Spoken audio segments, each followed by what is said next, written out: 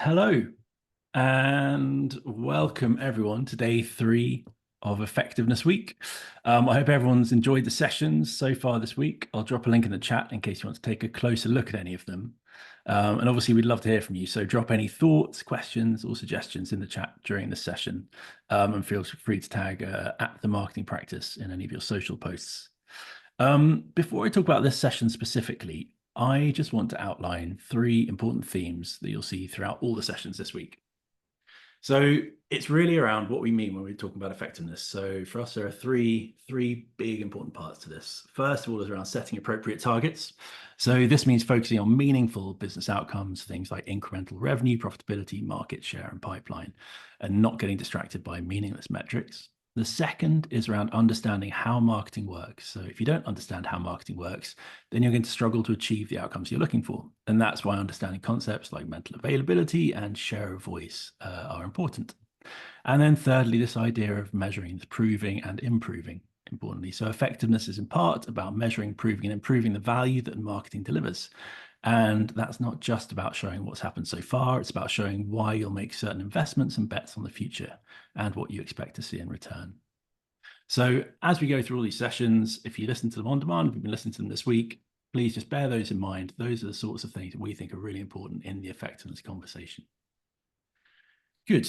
So I am delighted to be here today to talk about 5 legends of marketing effectiveness with Dr. Grace Kite, who is herself a living legend of effectiveness. Grace is a founder and CEO of Magic Numbers and is famous for her brilliant work on econometrics. I've admired Grace's work for a few years now, and I've been looking for an opportunity to talk to her about B2B specifically. Now, this session is important to me, I think, for 2 reasons. Sorry, to everyone here, for 2 reasons. And actually, those reasons themselves are really about busting a couple of cliches about our industry. And I want to talk about those right up front. So first, there's a cliche that ideas from B2C don't translate to B2B. And that is not true. And I believe that many more B2B marketers need to know about the ideas, the legends that Grace will be talking through, even though most of them were birthed in B2C, because knowing about these will make B2B marketing better. It'll make B2B marketers mean more to their business. And the second thing, it's not just important for people to know and understand these legends of effectiveness, but it's also important to be able to question them, because there's a cliche on the other side of the coin that says there's no difference between B2C and B2B. And this cliche is sometimes followed up with it's all just H to H, human to human. And I think that is as equally nonsensical, or at least unhelpfully misleading, as the idea that you can't translate ideas from B2C to B2B. I think there are enough differences between the two that whereas B2C marketing has pretty much been solved at this point, B2B marketing still has plenty more to discover. And by the way, actually, if you're any young marketer listening to this and choosing between a career in B2B or B2C, firstly, well done for turning up to this. Your career is probably going to be pretty bright if you've chosen to come to this session at this point. And secondly, having worked across both, I'd highly recommend you choose B2B. So there's far more still to discover here. It's far more intellectually stimulating and rewarding than selling sugar to kids or booze to their parents. And it's also growing faster as a sector of the economy. It's also where the most exciting tech being developed today is being incubated as well. So that's a little plug for anyone who wants to join the world of B2B. We'll cover some of the differences between B2B and B2C and why they're important as we go through the legends. But I do just want to address one in particular, this H to H fallacy up front, and why it's not helpful to say that all marketing is human to human. Now, I understand why this trope first appeared. It was a reaction against the inhuman marketing of some corporations over the last 50 years or so, and it is to some extent a corrective force.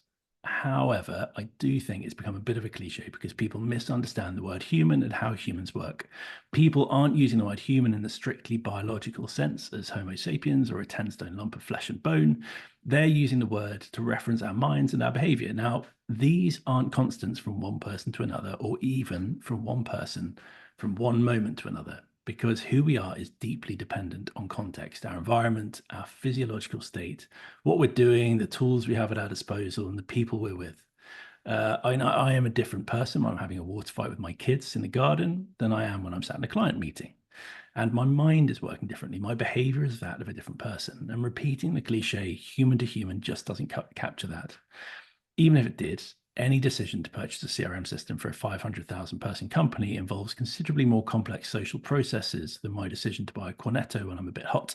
A procurement team, for example, doesn't feature in my decision to buy an ice cream.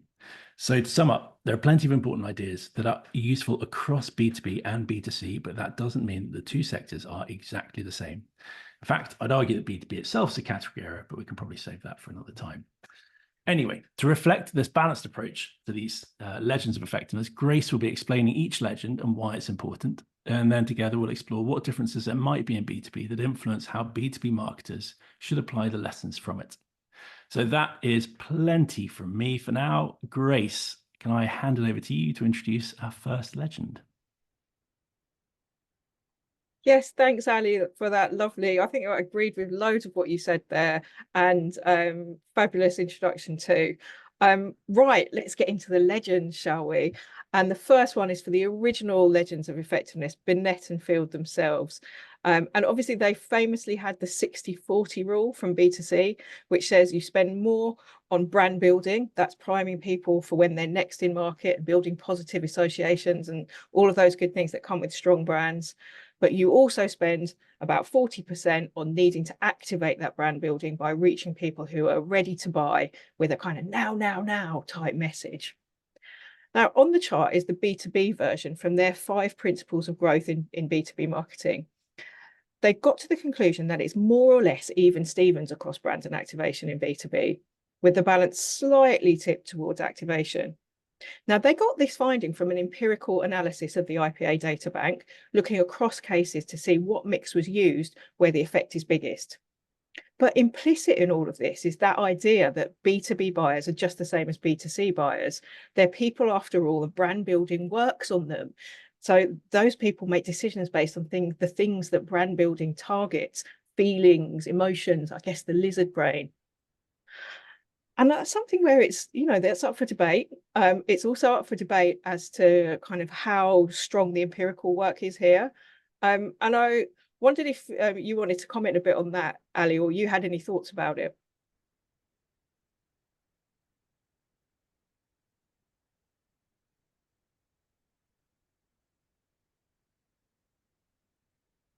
Oh, I can't hear you. Sorry, apologies. First of all, I just want to say thank you for choosing this as a first effectiveness legend, the OGs, Les Binet and Peter Field, who have been hugely influential in the way that I think about marketing. And millions of people think, lots and lots of marketers think about it. So yes, you're right. So I have a few questions around this, and all these questions and considerations I think aren't meant to denigrate the value of the work, but just to have in mind if you're trying to apply it as a B2B marketer. So first of all, I think it's around statistics. Now, I feel like I'm going out on a bit of a limb here, Grace, talking about statistics with you on the call, but a few questions I would have. First of all, the sample size and the selection bias of the data set. And I actually, last night I looked up the definition of a cliche, and apparently it's a phrase or opinion that's overused and betrays a lack of original thought. And I'd argue that possibly this legend actually is betrayed by a lack of original data. Because I think they spuriously say less than 50 cases used to build this on the B2B side. So I think there's slight hesitation there. The other thing is averages. We are dealing with averages here. It's guidance. It's not the answer. And I think sometimes people trade those a little bit. But I think the answer's in the small print, isn't it? I mean, I dug into it too, into this report.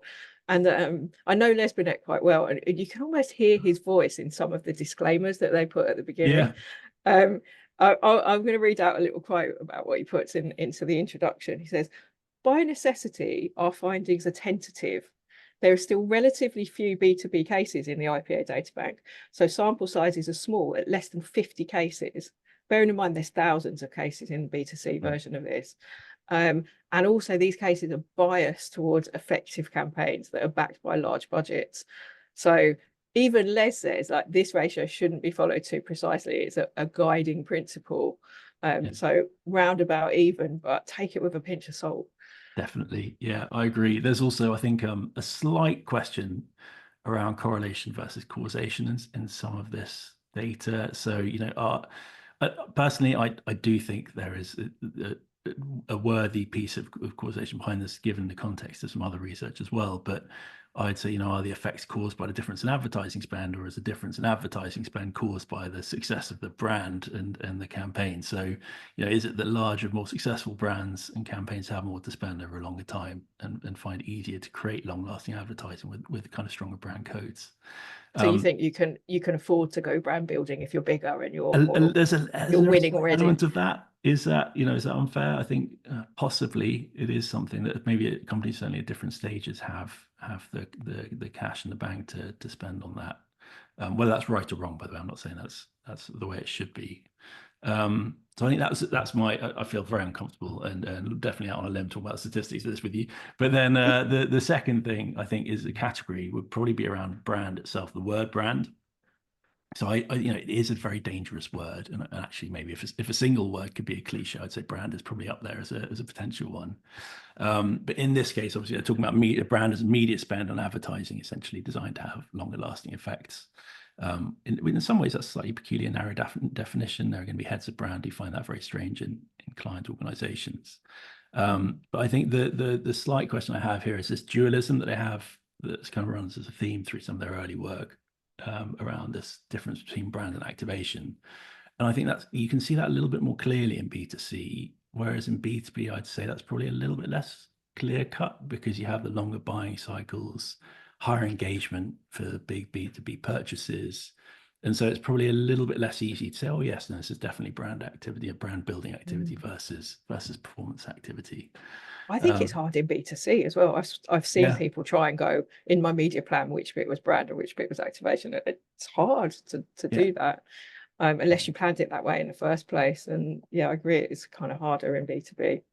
Yeah, absolutely. So I think that's probably a bit of a challenge. And finally, the kind of what actually creates brand, what is brand building activity? So obviously in B2C, the advertising, media spend on advertising is such a huge proportion of that. I'm wildly more important than so many other activities. Whereas actually, potentially in B2B, there are other things that play a significant role. Sales, customer success, time spent using the product as well as the advertising.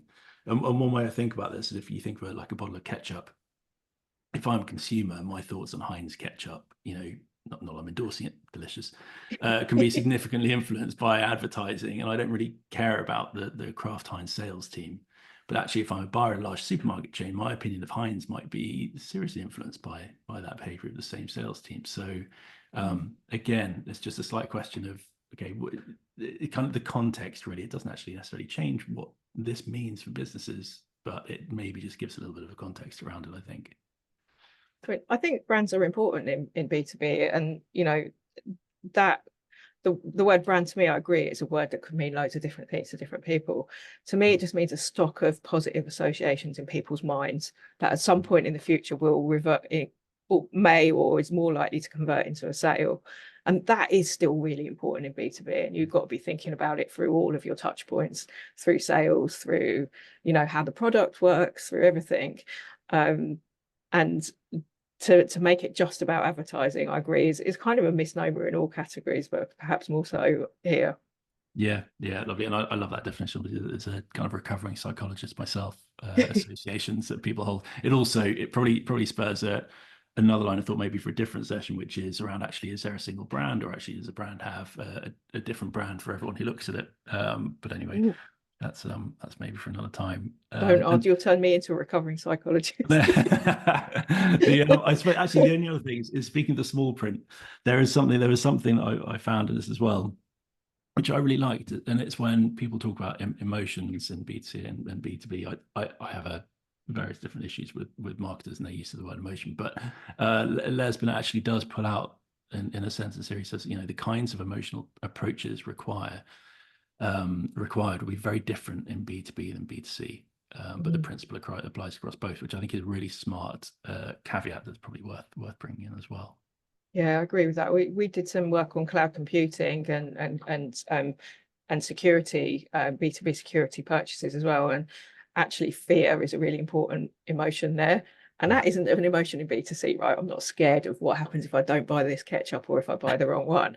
But if you buy the wrong antivirus software and you're in charge of it, and suddenly there's attack, whoa, so like it really is different emotions. Absolutely. Yeah, there's that Yeah, lovely, I think it's a Rory Sutherlandism about the differences, kind of fear of blame versus fear of regret.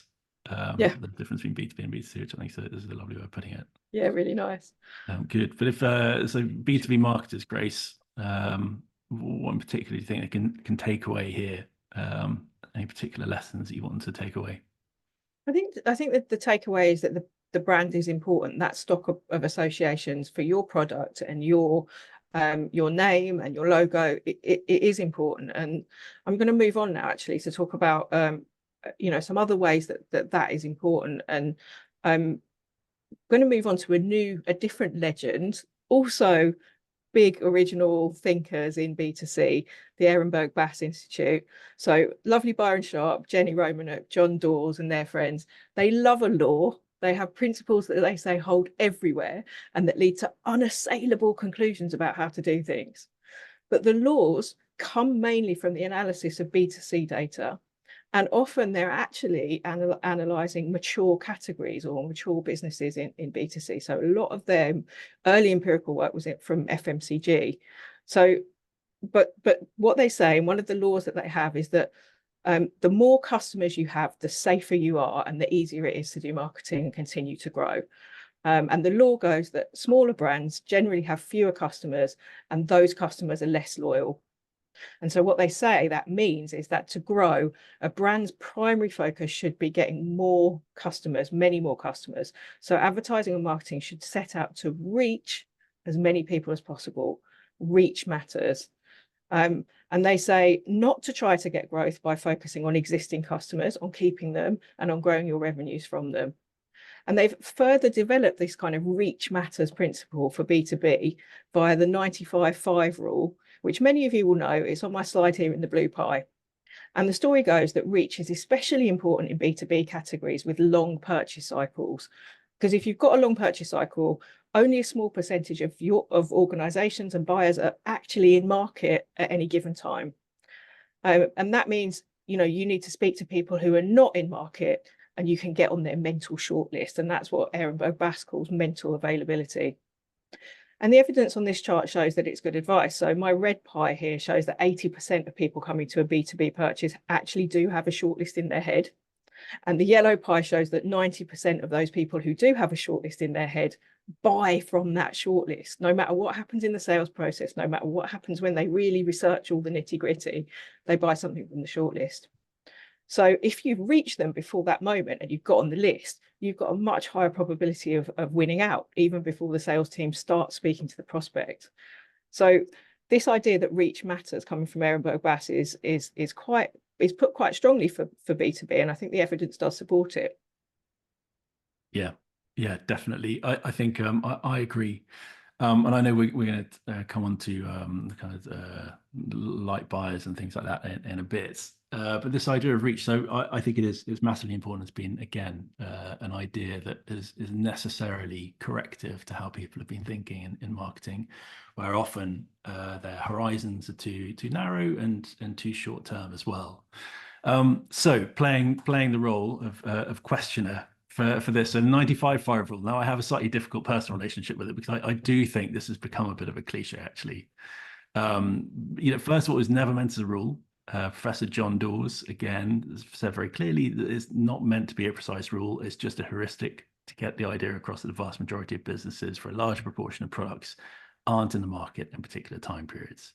And actually, I put together a spreadsheet, if anyone's interested, that does calculate what proportion of your audience are in market at any particular time period, and you do get slightly different, I think significantly different results depending on What does it depend on?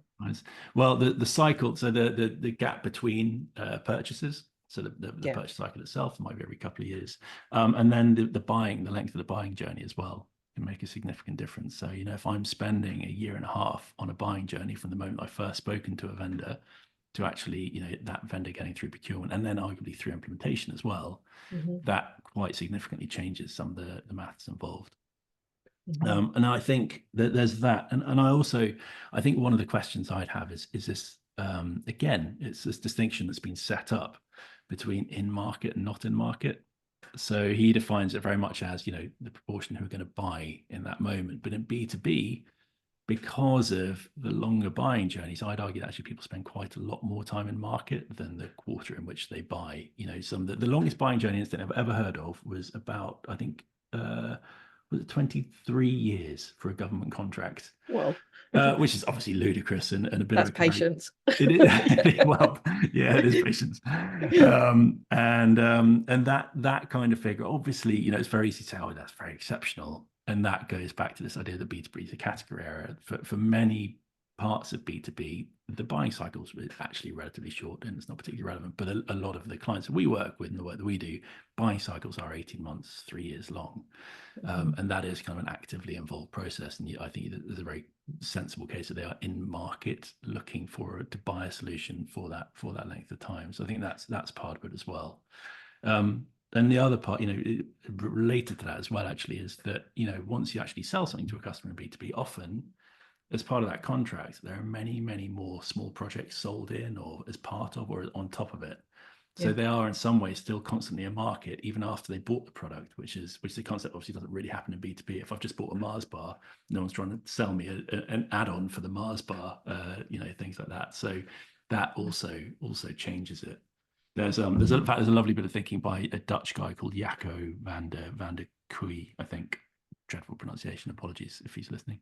But he talks about how SaaS models, subscription models, shift a lot of the risk onto the vendor because they do have to constantly be proving this value and selling more value into a business after they've sold the initial contract. So I think those things change how I think about 9-to-5. And it's just one of those things that I love that it's taken hold and made people think more about advertising to people who aren't in market. But I find it quite grating that it's been overused and actually probably dismisses a lot of the realities of what actually happens in the situation.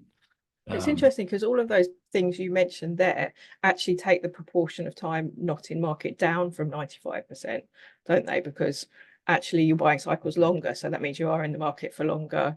And if your purchase cycle, it isn't always 2 years, sometimes it's 6 months. Actually, then in that case, it takes that proportion of time not in market lower.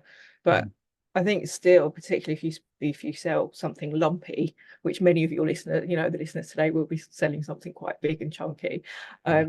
Actually, this still is the case that you want to get on that short list. Yeah, absolutely. And then the slight, I think that actually the other thing around this is channel partners as well, which change the dynamics of in market or not in market. A lot of marketing can be spent on marketing to channel partners who are kind of always looking to work with you, and so have a kind of constant ongoing relationship of being in market in some ways. Because it's as much about partner enablement as it is about the initial sale. And then I think the only question I have I love this Bain HBR research. I've been using it in most decks for the last 3 years, so however long it's been out.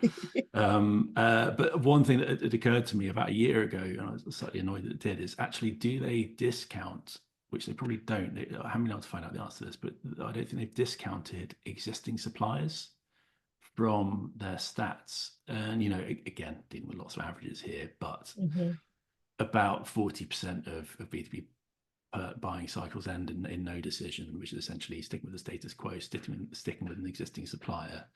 So if you look at that graph on the right, 90% buy from the shortlisted brands. If 40% of that 90% is the existing status quo brand, then again it just makes you look at the data in a slightly different way, which I think could be interesting. I think that's really good. It's a really good nuanced build on it, because these things are always going to be quite kind of punchy and simple, aren't they? Because people are trying to kind of get a message across. But it's true, isn't it, that kind of didn't win is one thing that you feel if you're a supplier, but also didn't happen. Yes, is another thing you put in your Salesforce, isn't it? It wasn't me, it just didn't happen, it didn't change. They didn't buy anything in the end. Yeah, exactly that. And no change. And so I think it's again hugely important. I think one other area as well of caution is how people maybe misread the implications of this a little bit.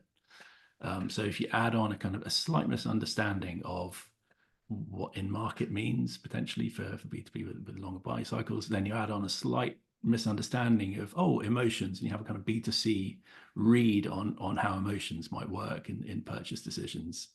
you add those two things together, and actually you can end up in a slightly funny place where you're kind of thinking that advertising with kind of purple sheep and flying cars is the way forward. When actually, funny enough, the same Bain HBR research showed that one of the most powerful levers for purchase decisions is actually product demos, which sounds incredibly dry for some people, but actually plays to Les Binet and Peter Field's idea that reassurance is one of the most important emotions in B2B to trigger. So yeah, so a few needles around the details here, but again, it's just such an important lesson. You're not always advertising to people who always want to listen to you, essentially, which is absolutely crucial. Let's move on to another aspect of the Ehrenberg Bass point of view on B2B. The number 3, this one, it's all about the light buyers versus heavy buyers, and it comes from another one of their laws, again built on B2C data, which they call the law of buying frequencies. And it says that businesses, once they're mature, will always have a customer base that's comprised mostly of light buyers and relatively few heavy buyers. And again, they've published on how it applies in B2B.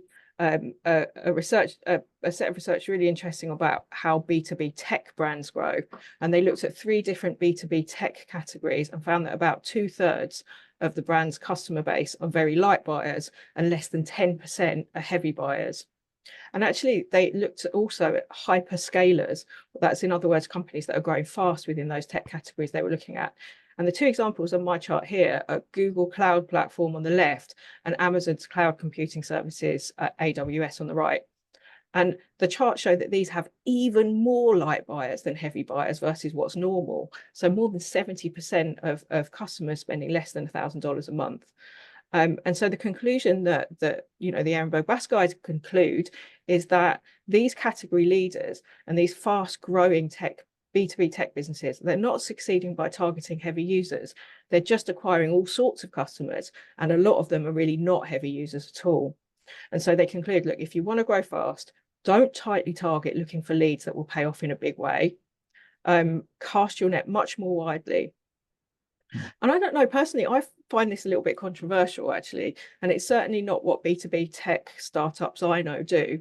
They prioritize marketing likely large leads that are likely to be big if they convert. And they're doing it just because they need fast payback for all the R&D that they put into the tech that they're selling. What do you reckon? Controversial or cliche or reasonable? Well, I mean, if we take the title of this session, laws or cliches, if you were to identify one idea that's generally considered a marketing law, I think double jeopardy would probably be up there in the conversation. And when I slightly flippantly said earlier that B2C has been solved, I think Ehrenberg Bass is largely the reason I'm saying that, along with maybe Binet and Field. However, I do actually have a slight issue with this. And the issue I have with it is there's a few different things. One is pricing and variability in value. So in B2C, pricing is relatively consistent. There is not a huge variance in pricing from one customer to the next, and therefore the value of one purchase to the next. So actually, when you look at number of customers, the equivalent in B2B, B2C would be kind of like repeat purchases essentially. Then actually that becomes quite interesting. However, in B2B, if you look at spends on, if you turn this to revenue generated by these customers, then I'd argue you might actually well see that the kind of the famous banana curve actually flips, and actually you see that the revenue generated is massively higher by those small number of customers spending over 10K, who might be spending 100 million, 500 million, $1 billion even a year, if not more, if you're OpenAI and 10 billion, whatever it was last year, on cloud training costs. And that makes a huge difference, because what this really is a proxy for revenue, and it was used as a proxy for revenue in the B2C examples, whereas actually I don't think that can be the same in B2B. So I think there's a big risk there of slightly misinterpreting the data. Secondly, obviously there can be many customers in a single account, and I think that's interesting. For example, those under 1K customers, actually do you roll those up into a single account, and what does that mean for how you address that particular account? And then there's this, you alluded to it as well, this idea of revenue quality. So lots of big B2B categories are subscription markets, and that doesn't necessarily mean that they are literally a subscription commercial model. They often are, But what it means is that people actually do show repeat purchase behavior in a slightly different way. So, for example, one of the big metrics for B2B company success is net dollar retention. Essentially means how much you're growing your existing customers. Um, and in B2C, this would be a very strange idea because exactly as Emma Bass have shown, actually, you get a lot of light buyers that come in and out. But in B2B, in a lot of categories that I work with, you'll see that the NDR target is over 100%. So you're looking for all these customers to show what the term that nobody really likes, which is loyalty, but certainly, customer growth. So I think that's interesting. And then like you say, if you find then also the challenge of being slightly almost supply constrained by a sales team. If you give a sales team 1,000 opportunities and 950 of them are potentially quite small or likely to be light buyers, you say actually there's these 5 over here that are potentially much heavier. They're going to disproportionately spend their time because of the way their incentives are structured on that. So again, I'm not saying that's right or wrong, but that is the behavior that tends to happen. So you have to kind of recognize that. I think there are also, interestingly, a couple of ways to mitigate that. As a large software provider, you can look to partners again, hugely important. And in some cases as well, product-led growth, which enables, kind of takes away that sales team constraint on supply in a loose sense of the word. So I think there's a few issues I have with this, and I do feel that this potentially might have tipped into cliche territory, which is, I think, maybe controversial. Because I think it's so broadly accepted in B2C, and the pattern keeps recurring in B2B, but actually I just think the implications are slightly different. No, I agree with a lot of what you've just said there, and I would add as well that if you're a business that's fairly young, and you spend a lot of your effort getting smaller customers in, actually the risk around that is quite a lot in terms of you haven't got recurring revenue that you can rely on in future periods, and then you can plan and you can grow on the basis of a couple of big clients that have recurring revenue. Whereas if you've got all these small ones that come in and out, actually you don't get to a low risk profile of your customers until you're quite a lot bigger. And I would say that that's one of the things where, for me, this sort of analysis maybe breaks down a little bit, because they call it how brands grow, but is this right for small brands that need to grow, or is this only just a story of what big brands look like? And the other thing I would pick a hole in this one actually is like cloud computing is both of these two examples, and maybe it's just growing fast at the moment. So lots of different kind of noodles in it in terms of, can you really rely on this as a strategy for fast growth? I probably would take that one with a big pinch of salt. Definitely. And again, well, thinking about, two things there: the definition of growth, and what customer acquisition means as well. Because what we're kind of saying is that these ideas are useful for then how you place your bets, how you use your resources to grow most effectively. And so, first of all, growth in B2B marketing isn't just advertising. Like I said, customer experience is a hugely important lever. That's why you get review sites, analysts, and things like that, spreading the case of customer experience, as well as people moving from one business to another. Although in some categories, actually, advertising almost, of the 4Ps, promotion, it almost equals placement, it almost equals distribution, because there's a zero cost of time and money in terms of actually, once you can see the thing, you can buy the thing. But that's less so for the clients that we work with. But yeah, that definition of growth, I think, is interesting and probably worth digging into a little bit, because it feels a little bit circular to me. That in how brands grow, growth is defined by increasing the number of customers, and therefore you need to acquire more customers to grow. But actually in B2B, because the relationship between important measures of growth like market cap and number of customers is considerably more elastic, I think there's probably a few more questions around the importance of this idea. But what I would say is, I in terms of takeaways, absolutely always be looking to acquire new customers, whether that's in existing accounts incidentally or new accounts. And don't be scared of aiming for broad reach. I think there is that sense of, like you said, particularly for startups, I think that maybe is a slightly different inflection.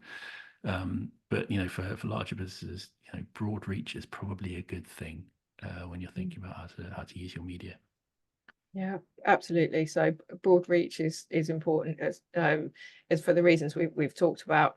But then just, especially if you've got a long purchase cycle, you've got to be patient, because you do your broad reach campaign in year one, pays off in year three when those people are back in market.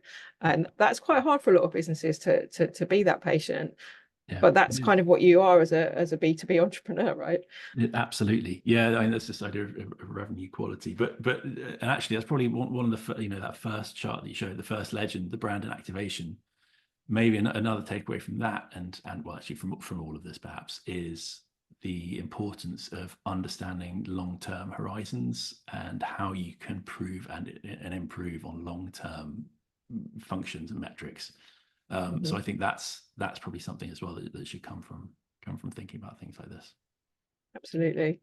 Okay, shall I move on to the next one? Sure. I guess there isn't really a specific legendary person or kind of think tank that's associated with this one, but it's unit economics. This is what B2Cs that sell online always do. They calculate the customer acquisition cost, so the cost of convincing one customer to buy the product or service. Then they compare that customer acquisition cost to customer lifetime value. That's LTV. That's the benefit in terms of revenue of bringing one customer in. And basically, you want the LTV to be higher than the CAC on average, so that you're making profit.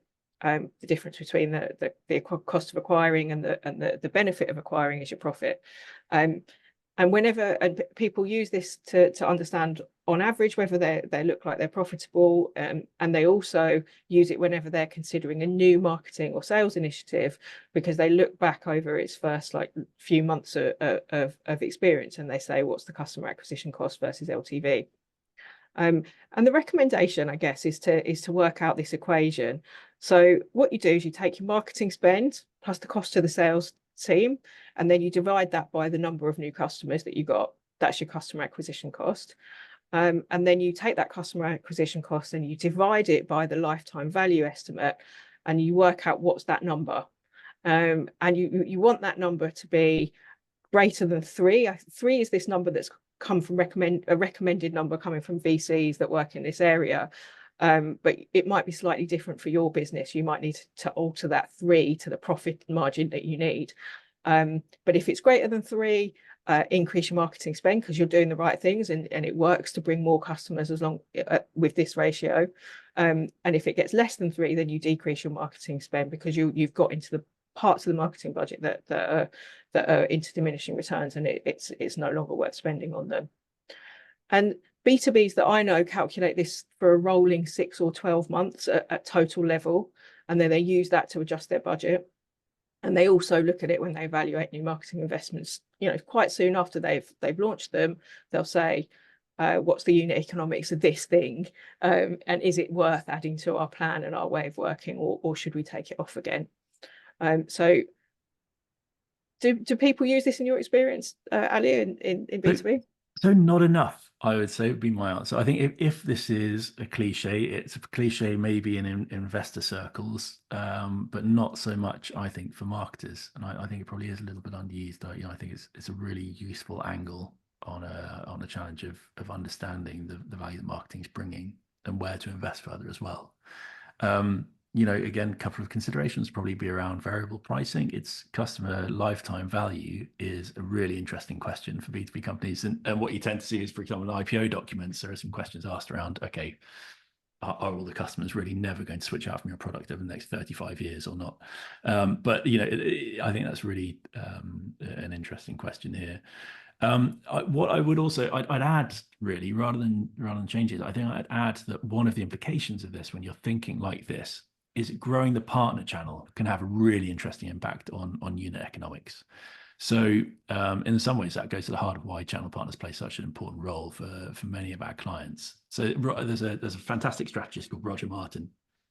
One of the theories he has is around the switch for businesses largely used to have to deal with a disproportionate amount of variable costs, how much extra you have to pay per unit sold, to fixed costs, which is, the cost you have in the business, whether you sell another unit or not. And actually, one of the big shifts over the past 30 years, or maybe longer, has been towards businesses having a higher ratio of fixed costs to variable costs. So now, as a software provider, I can sell another piece of software with a relatively low, pretty much minimal marginal cost. And that means that the scale becomes really attractive. So I can sell lots more without having to spend lots more in order to sell it. And that's where partners can be really, really useful as well, because one of your larger variable costs is going to be marketing and media and sales teams. So I think this just puts that into a useful light, I think. So this is, if you're looking to make the case for partner marketing and growing a partner program, this might be an interesting way to go about it. Yeah, I completely agree about lifetime value. I can tell you, I mean, I'll name no names, but I know businesses who have hired specialist consultants to come in and do estimates of lifetime values for different cohorts and different people that come in from different marketing, and then spent lots of time and lots of money on it, and then actually don't believe what they've got. And then I know others where they just go, well, it's 50 quid. Because they don't know, so they make it a round number. And I do think it's something that finance teams struggle with, and I think it's something that actually it's not as simple as you might think to just go, oh, we'll just compare it to lifetime value, because those things can be quite a lot of effort involved in estimating how long people will stay and how much they're likely to spend, and how do you separate out this type from that type properly. So all of that can be really difficult, and that's one of the things with operationalizing this that can be a bit of a problem. And if you get the estimates wrong, you can make wrong decisions on this framework. And that said, it's one of, I think it's one of a few things that you ought to have as guardrails for what you're doing. Not necessarily stick to it like religiously, but to have it as a guardrail and something to kind of look at every once in a while. Definitely. I'd agree. One of the other areas as well that CMOs are often looking for help is how to communicate their decision making to the CFO. And this again is a very useful way of helping to speak in a language that CFOs might understand. CFOs love this sort of thing because they're like practical numbers people, and they like a ratio, and they like a kind of rule of thumb. And quite rightly, that's a good ways to keep the business on track and keep P&L where you want it to be. And this is a powerful thing when you're a CMO trying to talk to a CFO about budgets.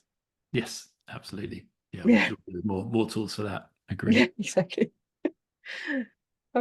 I'll move on then, because another thing which is also like fantastically useful if you want to talk to finance, or you want to know how different things that you're doing are working, and that's econometrics. And again, this is something that's been used in B2C marketing mainly, and some people call it the holy grail or the silver bullet for understanding what's working in B2C. What you do is you use regression modeling to examine how marketing and other things drive sales. So in B2C, it's really the most reliable method for evaluating marketing and advertising, and it allows you to separate out the effect of different channels and see what works best. Gives you return on investment for different budgets, for different channels, different media channels, and different things you might do, and it can give you optimized budgets as well. It's also really useful for other departments outside marketing, including sort of sales and finance and other parts to do with the product. Because what econometrics does, it doesn't just look at marketing and sales, but it looks at everything else that's going on too, and it untangles it all. So you can say, well, of the sales we got this month, so much of it came from marketing, and so much of it came because of that price deal we had, and some of it came from that initiative that sales were doing. And I think the debate here is whether it's completely appropriate, for B2B. And we would say at my company, that's Magic Numbers, because our main job is doing econometrics, and we would say it is appropriate. You have to use different methods depending on what type of B2B we're talking about. And I think you're right to say that B2B, putting all of B2B into one thing, it's kind of not right. And as statistical, if you're going to do a statistical analysis, you have to recognize that. So if you're a B2B that sells lots and lots of smaller things to lots and lots of smaller businesses, so maybe it's small business insurance or it's websites, actually for those types of B2Bs, econometrics works really, really well. You know, it's almost exactly like it works for B2C. It's just as good. But for bigger B2B purchases where the purchase cycle is really, really long, you know, the one that John Zaws was talking about, then it's slightly more difficult to use econometrics. And the reason why is because econometrics works by matching marketing at a point in time to sales at the same time. And if you're marketing mainly to people who are not in market, then the purchase is not going to be at the same time. So it's going to struggle to kind of find those impacts. But even in that case, there is a way around it. And, you know, for example, we work with KPMG and they've got big consultancy projects that they sell, and they've got long purchase cycles. And what we do there is model, you know, and with other kind of B2C, B2Bs that have these big lumpy purchases, you model visits to the website or leads coming into the pipeline, and those things should happen at the same time, or at least broadly around the same time. And so, you know, we do it successfully for a range of B2Bs at Magic Numbers. And I wanted to share this chart actually, because I think it's something people here might find really useful. You know, you could take a screenshot of it, guys, in the audience. It's a comparison of return on investment across channels for our B2B clients. And on it, 100 is the average channel, and you can see which are above and below. Now, PR always comes out really well because it isn't very costly and it does work. Next is LinkedIn and events, and Twitter's right down there near the bottom at the moment. And we think that's mainly due to the changes that Elon Musk has made. And, you know, obviously this is different for different businesses. And like the Binet and Fieldwork, I will give the disclaimers that Les did as well and say, this is not a massive sample size, so you guys should use it with care. But, you know, it could be quite an interesting starting point for some of the some people here, their 2025 plans. Yeah, definitely. I mean, econometrics, I think, is the reason that I first got in touch with you a long time ago on LinkedIn. I saw this fantastic study you'd done using, you know, econometrics in various B2C categories. I remember messaging you, oh, this is amazing. Is there any chance you've got something similar for B2B? And that's where we started talking. Yeah, I completely agree. There's actually we ran a session on it as well earlier in the week. You can have a look on the website too.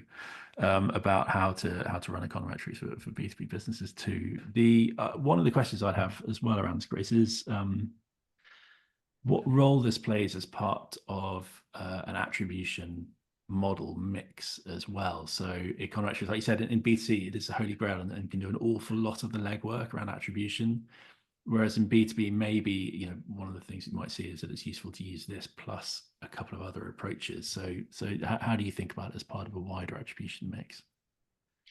And we think of it in terms of it's best for your kind of, if you're looking at that kind of brand versus activation pie that we had right at the beginning, this is the best thing for when you're trying to do the brand bit.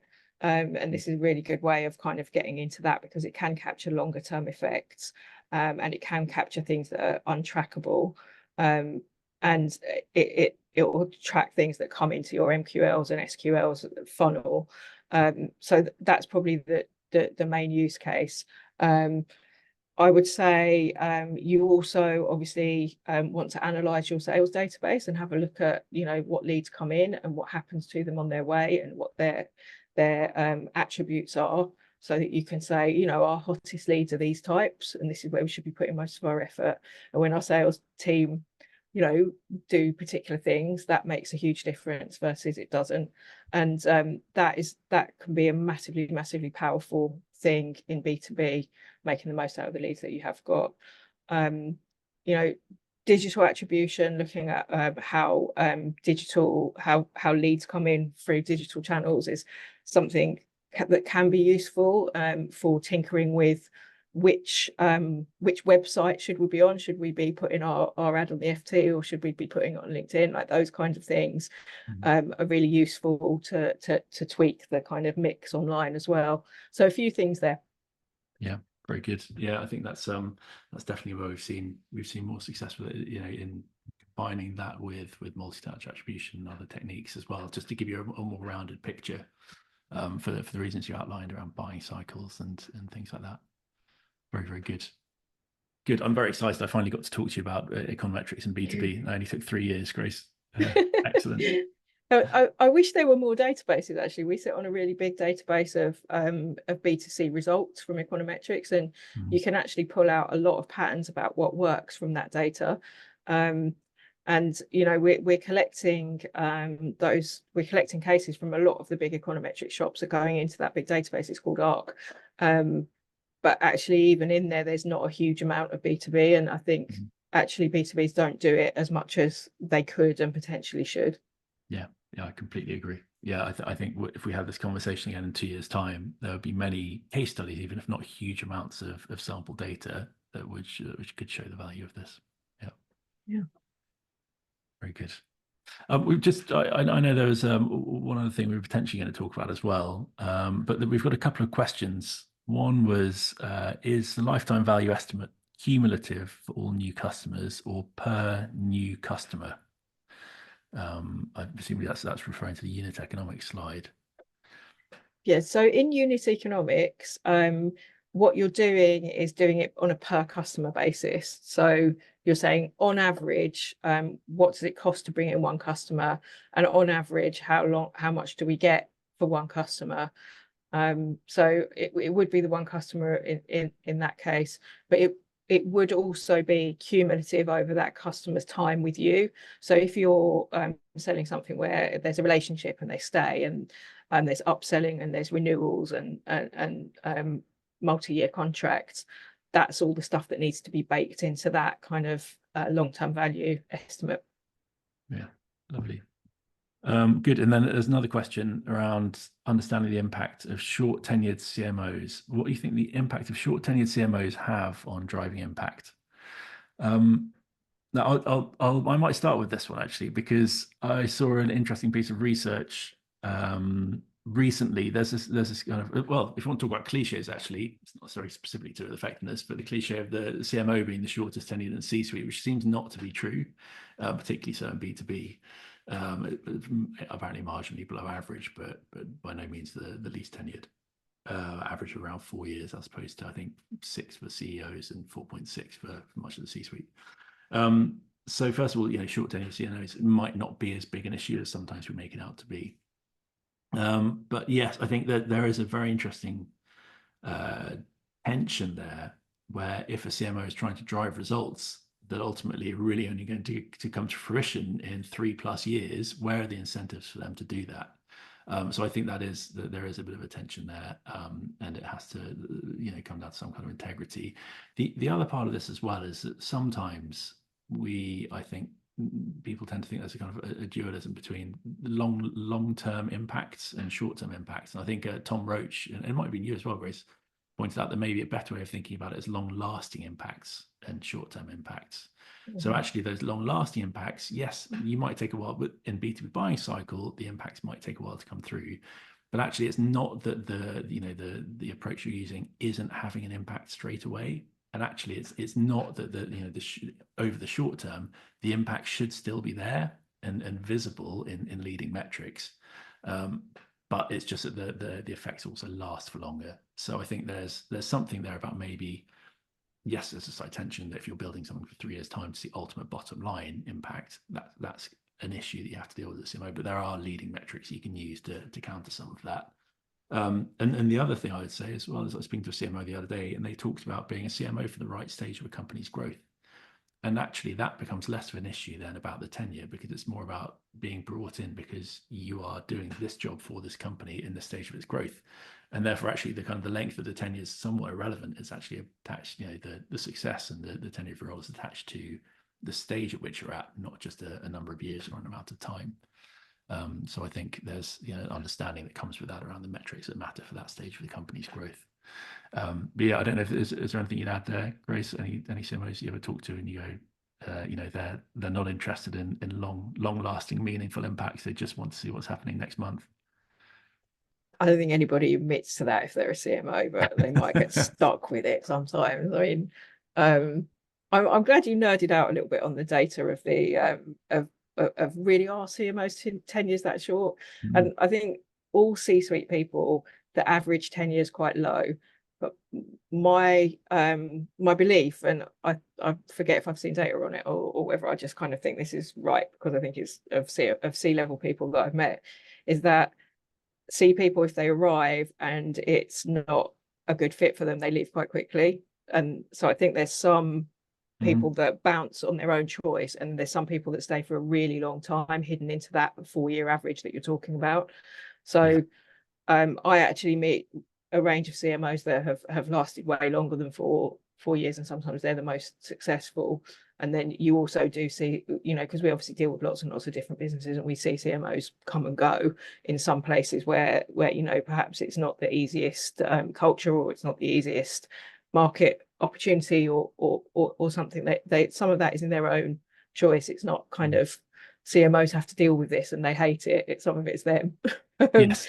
you know but I do think there is some truth in this, that actually the personal incentives to do something for the long term, whether it's to do with your tenure in the job or whether it's to do with other factors in the organization.